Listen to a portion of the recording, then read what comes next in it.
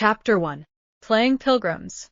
"Christmas won't be Christmas without any presents," grumbled Joe, lying on the rug. "It's so dreadful to be poor," sighed Meg, looking down at her old dress. "I don't think it's fair for some girls to have plenty of pretty things, and other girls nothing at all," added little Amy, with an injured sniff. "We've got father and mother and each other," said Beth contentedly, from her corner.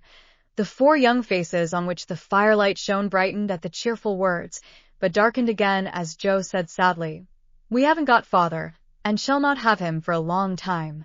She didn't say, "Perhaps never," but each silently added it, thinking of father far away, where the fighting was. Nobody spoke for a minute.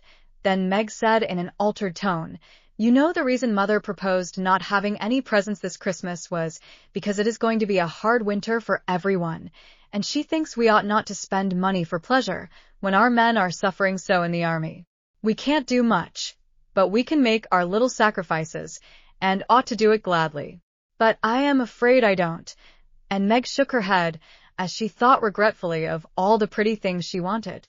"But I don't think the little we should spend would do any good. We've each got $1, and the army wouldn't be much helped by our giving that.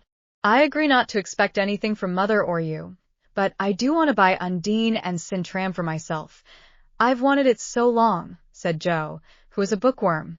"I plan to spend mine in new music," said Beth, with a little sigh, which no one heard but the hearth-brush and kettle-holder. "I shall get a nice box of Faber's drawing pencils. I really need them," said Amy decidedly.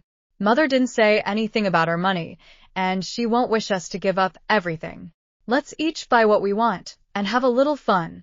I'm sure we work hard enough to earn it," cried Joe, examining the heels of her shoes in a gentlemanly manner.